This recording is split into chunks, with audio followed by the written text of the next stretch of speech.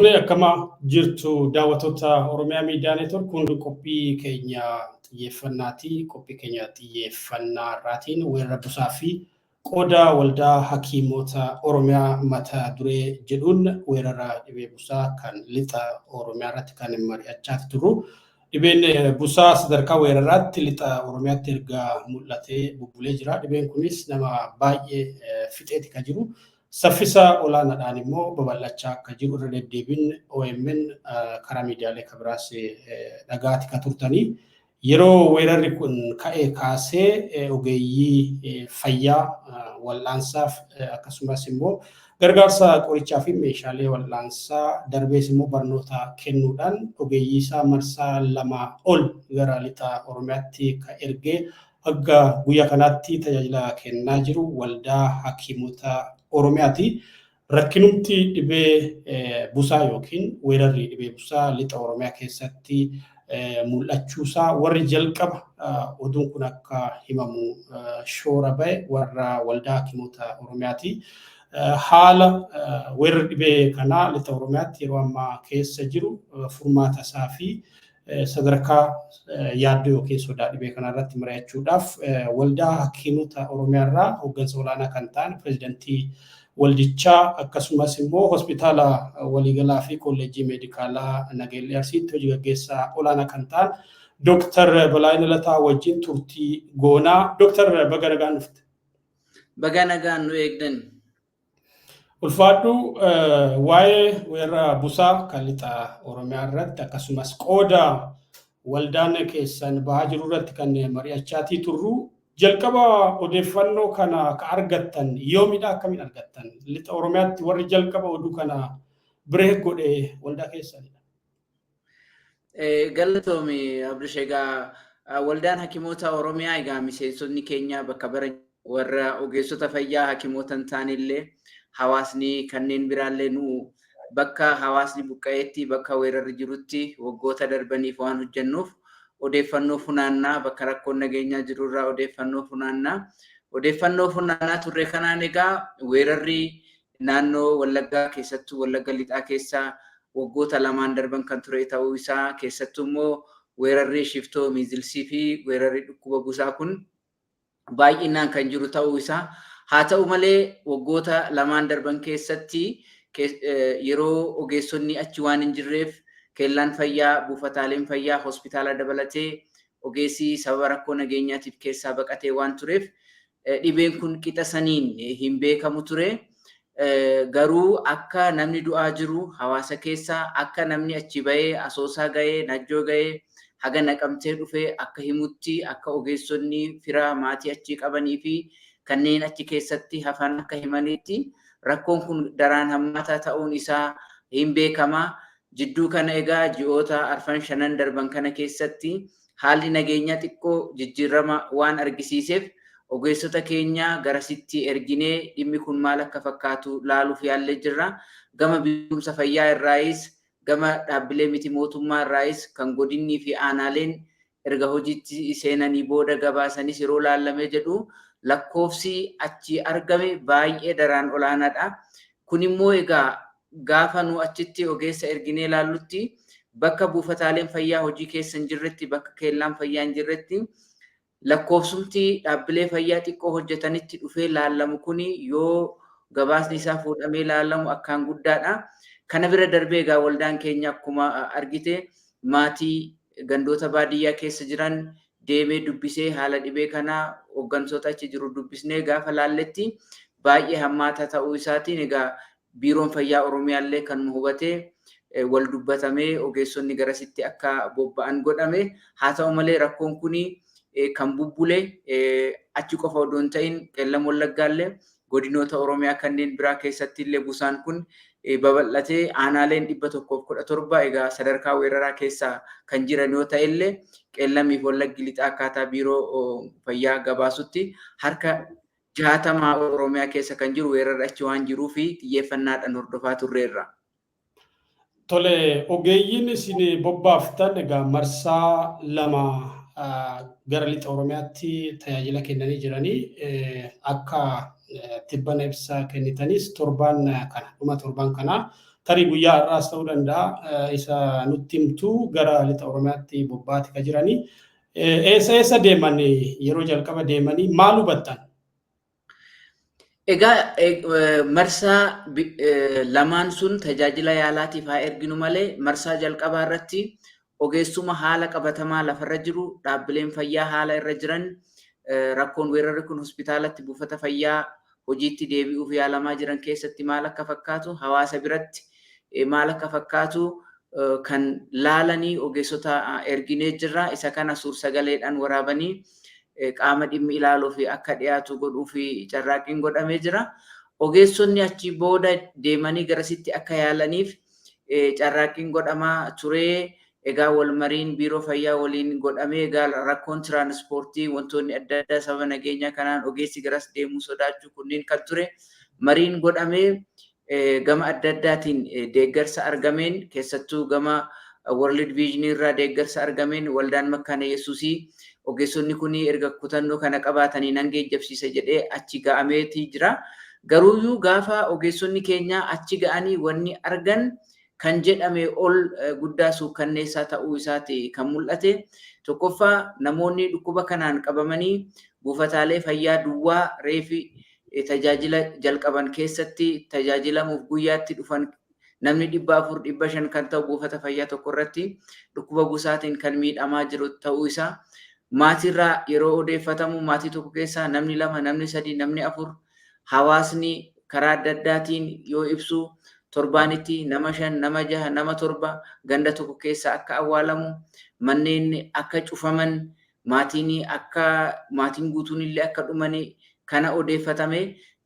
Dabalataan garuu qabatamaan wanni argame dhaabbileen fayyaa hojii keessa akka hin jirre qorichi gahaan uummatuma dhufee busaan itti argame saniyyuu dhaqqabu akka hin jirre hospitaala keessatti dhiigni dhukkubsataadhaaf kennamu akka hin jirre rifarii godhuuf yoo barbaadame ambulaansiin akka hin jirre rakkoon oksijiinii egaa busaan hanqina dhiigaa qofa odoo hin ta'in somba namaa irratti illee qaama kaawwan irratti illee dhiibbaa waan fiduuf dhibeewwan akka nimooniyaatiif hargansuutiif waan saaxiluuf oksijiiniin guddaan waan barbaachisuuf wantoonni sunniin akka hin jirre haakimoonni 3 qoftii tajaajila kaawwan dabalatee akka kennan humni namaa hanqinni akka jiru wanti kun ilaalame kun walumaa galatti yoo ilaalamu laaboraatooriin meeshaalee laaboraatoorii ittiin qoratan akka hin jirre kana hunda ilaalanii buufataaleen fayyaa hojii jalqaban duwwaa ta'uu isaanii keellaan fayyaa hundi isaanii 100% keessattuu beekii keessa tajaajilaan ala akka jiran buufataaleen fayyaa 2 qoftii yeroo dhafama hojiitti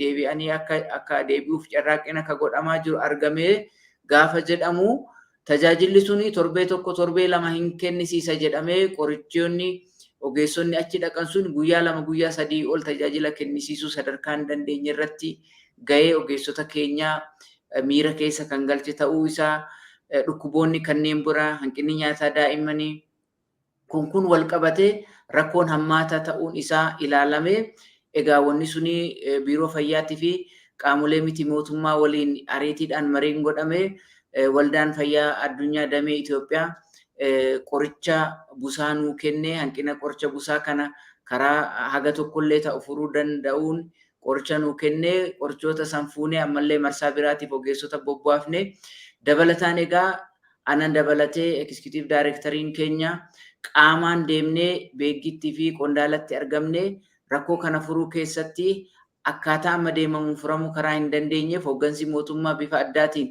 naannoo san sababa nageenyaatiif dhaqee ilaaluu fi ni rakkanna waan jedhaniif nu qaamaan achi keessa dhaqnee waan uummata keessa jiru waan lafa jiru laallee jirra.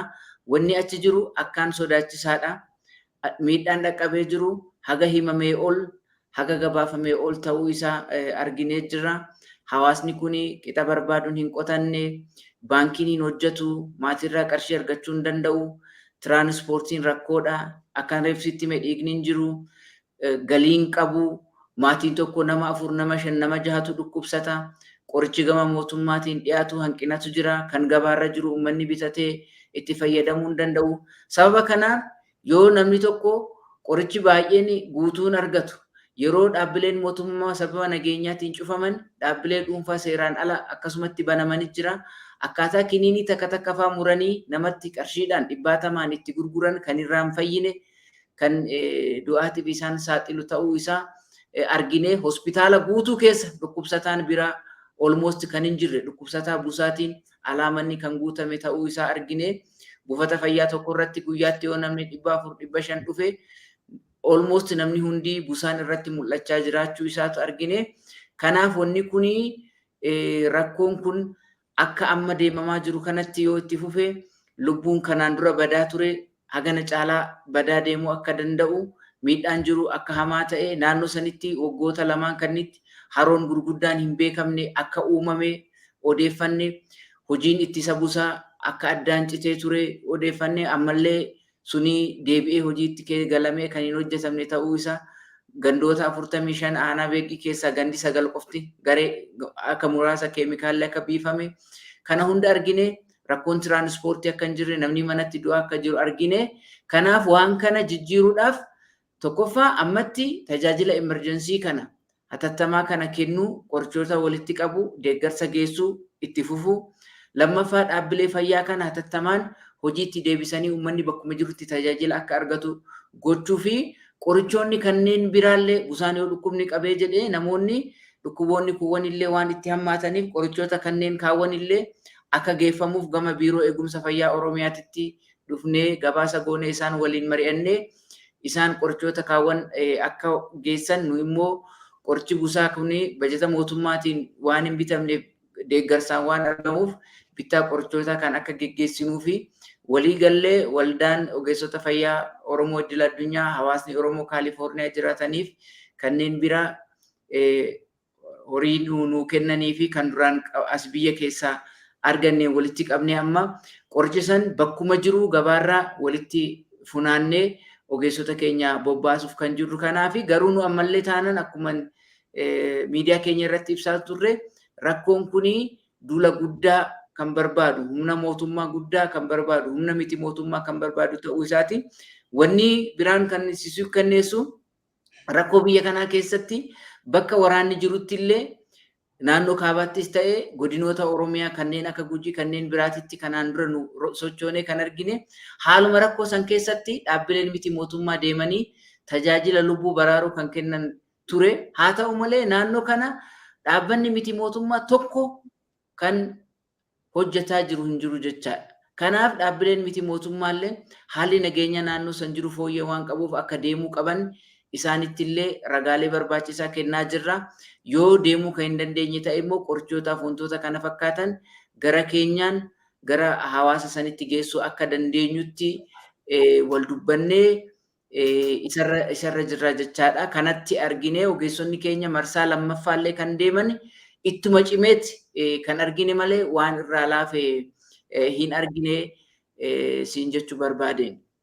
Galatoomii Dooktar egaa lixa Oromiyaatti weerarri busaa akkasumas weerarri dhibeewwan kabiroo mul'achuusaa biiroon fayyaa Oromiyaas himaati ka ture ji'oota darban keessa jechuudha bara Itoophiyaa bara 2015 keessaa kaasee lixa Oromiyaa qofa osoo hin taane godinaalee Oromiyaa baay'ee keessatti dhibeewwan dursanii ittifamuu danda'an kan akka kooleeraa kan akka gifiraa busaa dabalatee bifa weeraraatiin mul'atanii jiran godinaalee Oromiyaa baay'ee keessatti. Egaa Itoophiyaan armaan dura dhufaatii mootummaa kanaa dura imaammata dhibee dursanii ittisuu jedhu hordofaa turte. Sababa sanaan dhibeewwan dursanii ittifamuu danda'an dhibeewwan daddarboon akka kanaa baay'ee gadi bu'anii turanii biyyattiinis gama kanaan maqaa gaarii horattee turte. Weerarri amma Oromiyaa hin galfu gochaa jiru kuni maal inni ka'umsiisa? Ayyee galatoomi gaafii baay'ee bareeda kaafte. Egaa weerarri kuni waggoota 3 darban keessatti biyyattiin deebitee gara weeraraatti akka seenaa jirtu gabaasaaleen argisiisaa turaniiru. 2021 haga 2022tti busaan Itoophiyaa keessatti harka 32.5 dabaleeraa jedhamee gabaafamaa ture. Yeroo koronaarraa jalqabee haala rakkoo nageenyaa iddoo biyyattii adda addaatitti mudateen wal qabatee hojiin tajaajila ittisa busaa kun almost baay'ee laafeera. Aanaalee fi godinoota rakkoo nageenyaa hin qabne keessatti illee xiyyeeffannoon gara biraatitti naanna'uu isaatiin akka ragaaleen waldaa fayyaa addunyaa irraa argamanitti keemikaalli bittaan keemikaalaa bookee busaa ajjeesuuf barbaachisu biyya alaarraa bituuf rakkoon bajataa waan mudateef akkasumas immoo busaan qoricha biyya keessa jiru kanaan wal baratti waan uumameef jedhamee hin kaa'ama. Haa ta'u malee 2021-22 illee dabaluunsaa oduma laallamu 23tti immoo amajiirraa haga waxabajjiitti yeroo laallamu harka 120 busaan kan dabale. Sadarkaa kanatti harka 120 weerarri kun yoo dabalame akka biyyaatitti waan labsii muddamaallee barbaadu qixa saniin yoo laallame jechaadha. Kuni daballii baay'ee guddaadha, dachaadhaa ol dabalee jechaadha. Haa ta'u malee akka biyyaatitti hoggaa laaltee jettu weerara kana ittisuu fi tarkaanfiin fudhatame akkuma tarkaanfii yeroo weerarri hin jirree tajaajila idileetiin to'achuuf yaalamu sanitti itti deemame malee sadarkaa weerarri kun jiruun akka ittiin deemamnetti xiinxala waldaan keenya. Maaliif biifaan keemikaalaa kanaan dura yeroo Itoophiyaan weerara to'attee jirutti aanaalee muraasa taargeet waradaas gargar baafatanii irratti ji'oota gannaa qofa ji'a birraa irratti weerarri busaa hin dhufa jedhamee waan yaadamuuf ji'oota gannaa aanaalee muraasa sana irratti qofa biifaan geggeeffamaa ture. Amma inumaayyuu aanaalee kanaan dura biifaman gandoota filatamanii sanitti karaa gadi ta'eenii gandoota muraasa irratti qofa keemikaalli argamee kan biifame waan ta'eef biifaan odoo hin geggeeffamin ji'oonni gannaa suni darbanii uummanni rakkoo kanaaf saaxilame jechaadha. Gama biraatiin saaphana siree raabsuun hin danda'amne gogiinsi waggoota 2-3 darban jiru laggeen xixiqqoo haroowwan xixiqqoo hawaasa keessa jiranii laaffisee akka bishaan kuufamaan goggogsee bishaan kuufamaan xixiqqoon bookeen busaan itti hortu karaa dandeessisuu irratti geessee jira. Gama kaaniin inni guddaan hawaasni qe'ee fi qabeenya isaarraa yoo buqqa'u akkuma ati beektu urufa irratti walitti qabamaa ture, muka jalatti walitti qabamaa ture, bosona keessa jiraachaa ture Oromiyaa keessatti.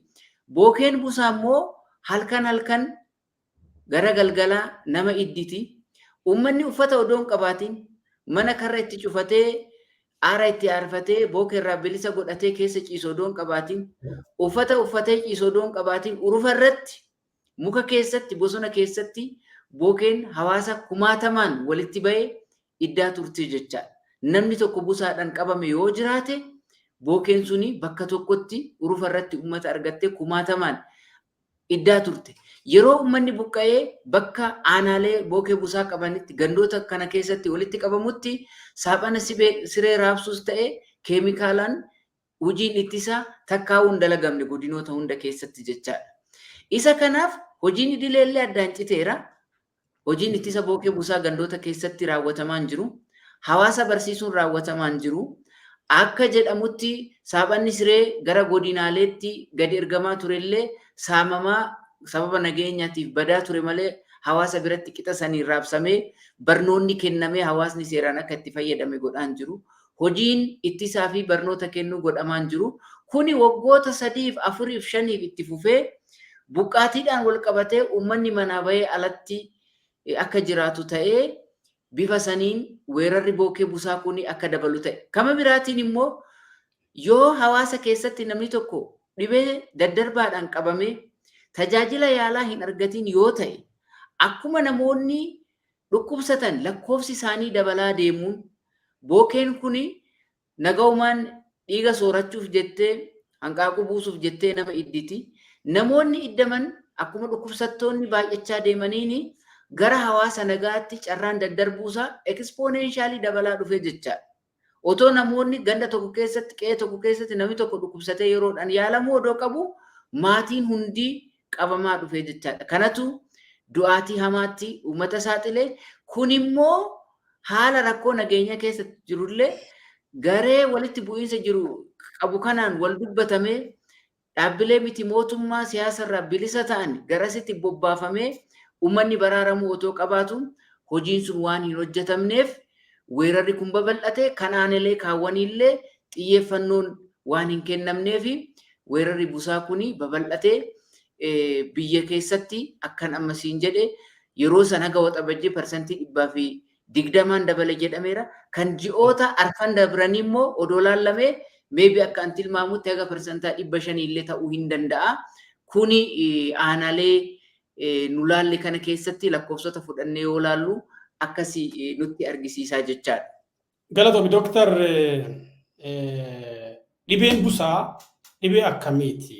Akka saayinsii fayyaatti hammeenyi dhibee kanaa saaxilamummaan uummataa haala qabatamaa Oromiyaa keessa jiru yoo ilaaltu carraan qorichaan dhibee kanarraa dandamachuu jirummoo maal fakkaataa? Dhumarratti immoo yeroo akkamii keessatti namni qoricha argatee dhibee kanarraa fayyuu danda'a kan jedhu baay'ee gaafachuu barbaada. Maaliif namooti lakkoofsa olaanaadhaan kan dhumaatii jiranii gargaarsi bakkeewwan garaagaraatti ergamaa jiru, qorichooti ergamaa jiran saffisaan yoo uummata kan dhaqqabuu baatanii hawaasa baraaruun baay'ee gaaffii keessa jira kan jedhu ogeeyyiin fayyaa garasii nutti maatii kan jiranii dhimmoota kanneen irratti yaada kennu qofa. Ayyee galatoom egaa dhibeen busaadhaa dhibee pirootozowaadhaan nama qabu. Pirootozowaan kuni gosa adda addaa qabaa. Falsifaaram kan jedhamu jira, Vaayivaaks kan jedhamu jira, Maaleeriyaa Ovaalee Nawleesii kan jedhaman jiru. Kun egaa maqaa saayinsii isaaniiti. Itoophiyaa keessa egaa falsifaaramiin kunii fi vaayivaaksitu jira. Falsifaaramiin kun egaa raammoo kanneen keessaa baay'ee hamaadha. Pirootozoaa kanneen keessaa akka malee hamaadha. Amma Oromiyaa keessatti rakkoolee aanaalee kanneen itti mul'atan kana keessa hanga harka 70tti kan dhiyaatu isatu jira. Inni kun pirootozoaan kuni namarraa gara namaatitti kan darbu bookee busaa dhalchuudhaani. Bookeen busaan noormalii biqiltuu irratti daraaraa biqiltuu sooratti. Bookeen busaan dhalchuun kun garuu hanqaaquu buusuu fi ayiranii fi pirootiinii dhiiga bineensotaas ta'ee namaa keessaa argamu waan ishii barbaachisuu fi nama idditi jechaadha dhiiga san soorattee hanqaaquu buusuu fi inni kormaan dhiigni sun hanqaaquudhaaf isan barbaachisu. Dabalataanis egaa kan ittiin xuuxamu qaama namaa waraanuuf kan afaan irratti jiru kan qara qabu piroboosisiisan waan hin qabnee fi san hin raawwatu. Kanaaf egaa bookeen busaa yeroo akkuma busaan baddaas gammoojjis bakka hunda jirti. Garuu busaan gaafa dhiiga nama bookee busaatiin duraan iddamee dhukkuba busaatiin qabame idditu dhiiga san waliinii pirootozoaa kana gara afaan ishiitti fudhattee gaafa nama biraa deebitee idditu gorora ishii waliin dhiiga keessatti seenee dhibeen kun daddarbaa jechaadha. Isa kanaaf hojiin guddaan egaa bookeen kun gaafa nama qabdee jette nama idditee jette pirootozoaan kun qaama namaatitti yoo seene kallattiidhaan deemee kan wal horuu tiruu fi dhiiga namaa keessatti. Kanaaf egaa hanqinni dhiigaa guddaan kan nama mudatu sababa kanaafi. Haa ta'u malee egaa busaan qaama namaa hunda irratti miidhaa geggeessisa. Dhiigni namaa kun walitti akka ititu godhee sammuu keessatti akka dhiigni ititu akka namni of wallaalu haga du'aatti akka geessu kaleen namaa hojiidhaan akka gadi ta'u akka dhiigu hanqinni dhiigaa cimaan akka mudatu sirni hargansuu namaa akka faalla'u garaa baasuudhaan ol deebisiisuudhaan dhiibbaan dhiigaa namaa akka gadi bu'u gogiinsi akka uumamu waan godhuuf wantoota hedduu waan nama mudatuu fi namni dhukkuba busaa kanaan qabame yeroo jalqabaatiif ho'i qaamaa, bowwoon, ol deebisiisuun, dhukkubbiin qaama caccabsuun, qorra jechuun hurgufuun itti irratti mul'ata. Akkasumatti dabalaa yoo deeme akkuma sila siin jedhe sammuurra koree of wallaalchisuu, hanqina dhiigaatiin dadhabbina onnee fiduu, dabalataan sirna hargansuu isaanii jijjiiruu fi kana hunda kalee isaanii hojiidhaan ala haga geessutti gaa.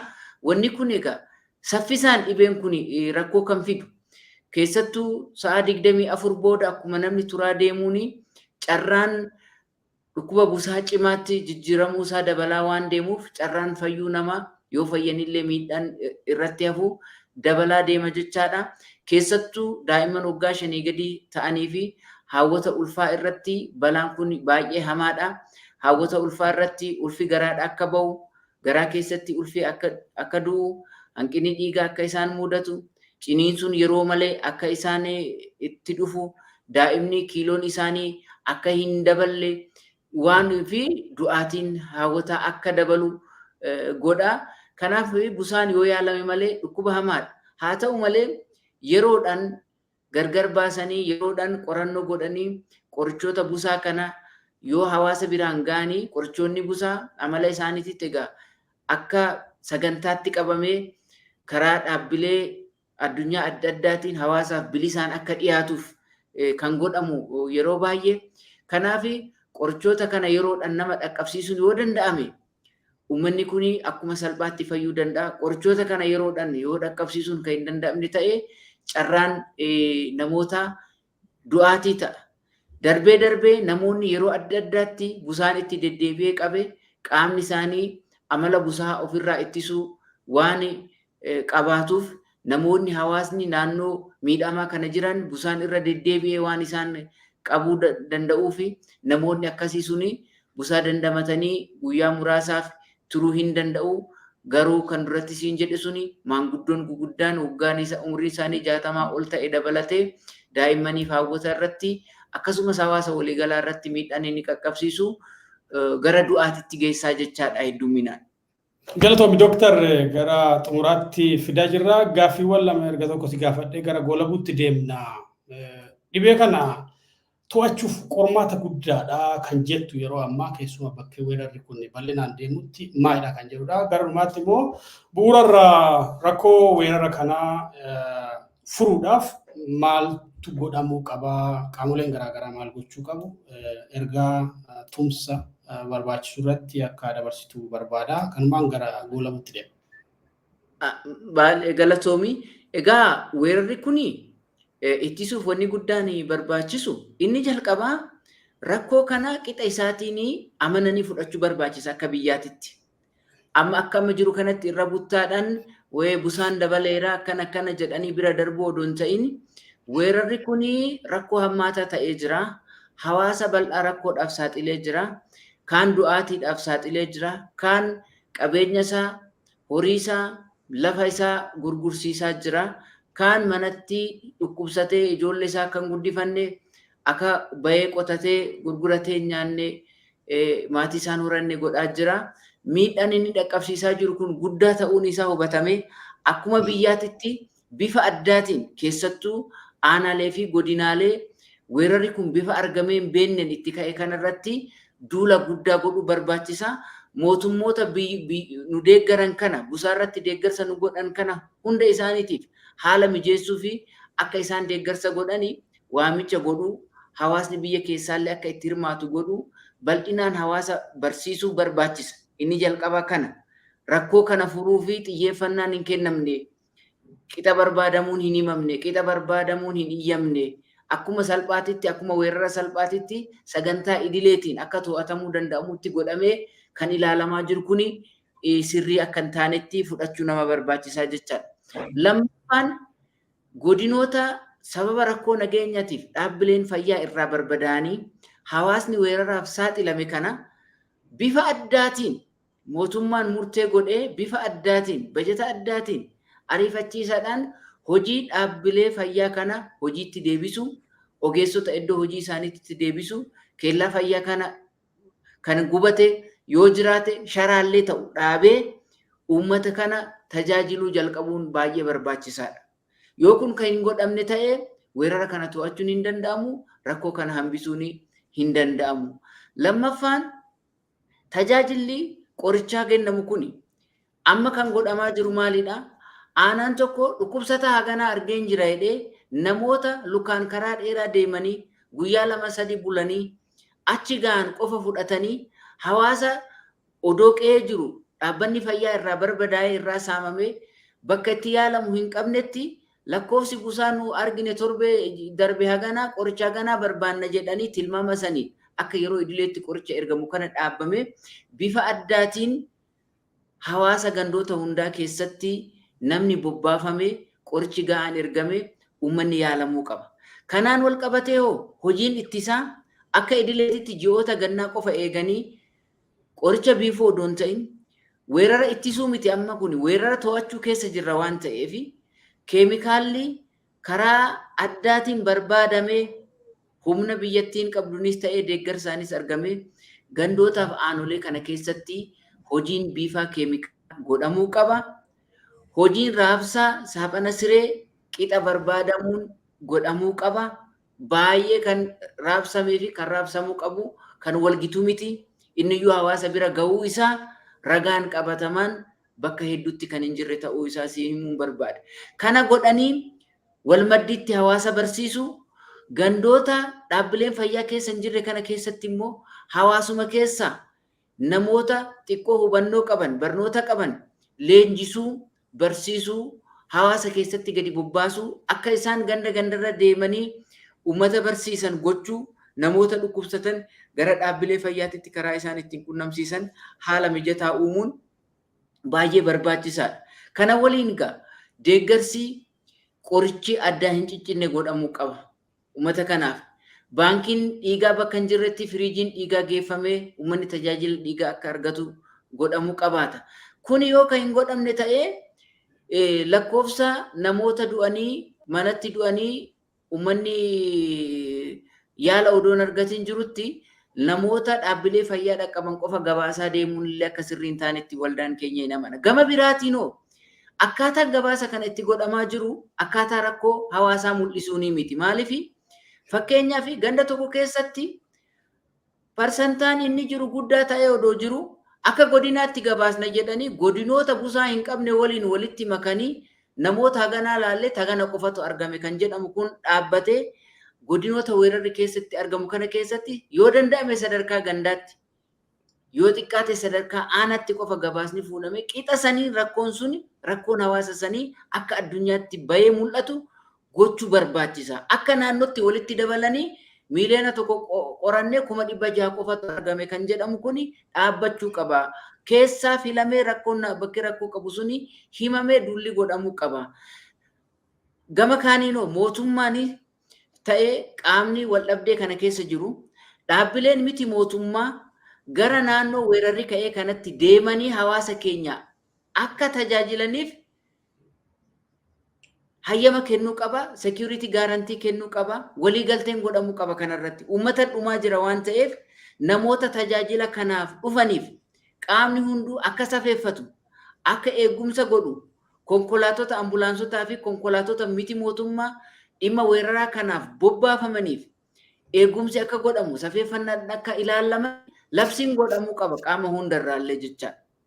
Garee hundarraayyuu yoo kun godhamuu baate achi yoo dhaqxanii nageenya keessaniif itti gaafatamummaan fudhu yoo mootummaan kan jedhu ta'ee dhaabbanni miti mootummaa achi dhaqee uummata tajaajilaa hin jiru jechaadha. Qaamni gama biraatiin jirullee uummata kana dhuftanii weerararraa yoo baraaruuf hojii hojjettan keessatti deeggarsa isinii goona, rakkoon isinii mudatu gama keenyaan kan jedhu dhufee uummanni keenya rakkoo nageenyaa kan qabu Gujii kan jiru keessattuu Wallaggaa kan jiru irra caalatti wanni kun godhamuu qabu. Wanni kun bakka hin godhamnetti namni rakkoo nageenyaa jira bakka jedhamee dhaabbileen miti mootummaa dhaqanii uummata keenya tajaajilaa hin jirretti uummanni keenya dhumaatiin isaa itti waan fufuu fi kun godhamuu qaba. Hawaasni Oromoo immoo bakka jiru hundi ogeessi fayyaa ogummaa isaatiin hawaasni immoo humna qabu humna isaatiin uummata kana bira dhaabbachuu qaba. Uummanni kun maatii tokko yaalchisuuf qarshii 60,000 baasaa jira. Hiyyummaatti seenaa jira, waan harkaa qabu gurguraa jira. Isaanuyyuu godhee qoricha argachuutti hin jiru. Isaayyuu godhee karaa deemee maatii isaa yaallachuu waan hin jirreef hawaasa kana bira dhaabbachuu qabna. Waan busaa haasofne malee akkuma hawaasa kamiyyuu dhibeen kuuwwan illee naannoo kana hin jira. Erga dhaabbileen fayyaa hin jirre dhibeen kuuwwan illee hawaasa ajjeesaa akka jiran beekamuu qabaataa jechaadha.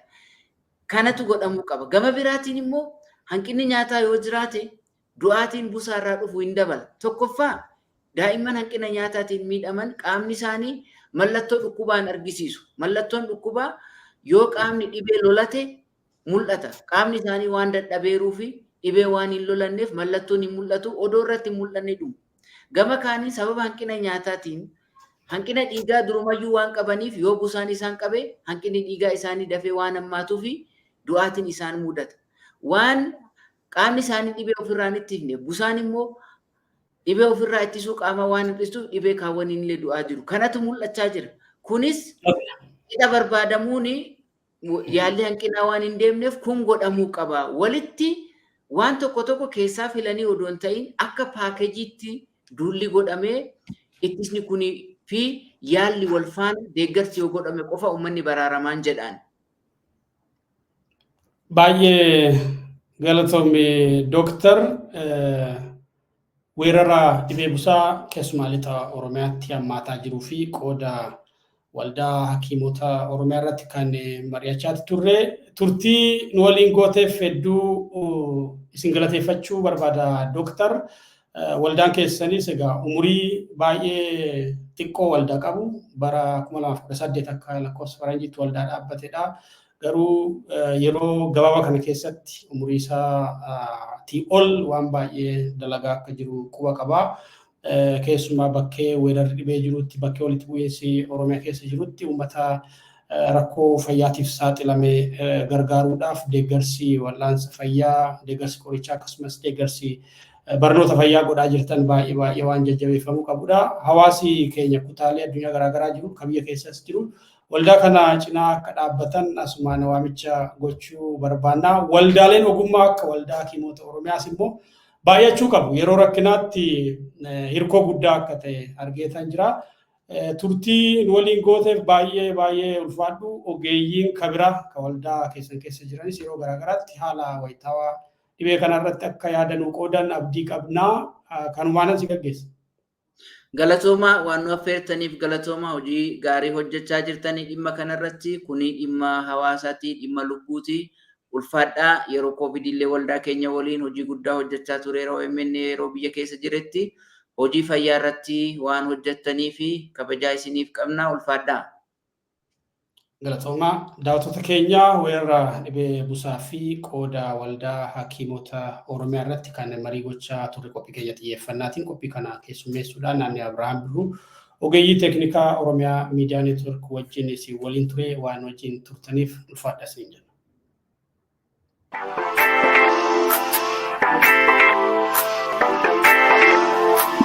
Thank you.